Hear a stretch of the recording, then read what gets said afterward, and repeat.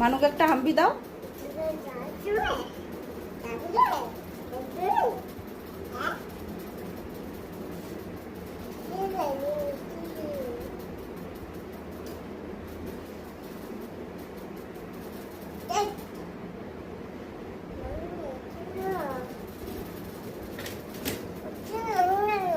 বসো, বই পড়ো।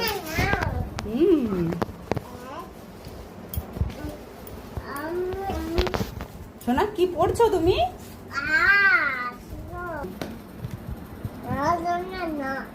পড়বে না? তুমি পড়াশোনা করবে না নাকি?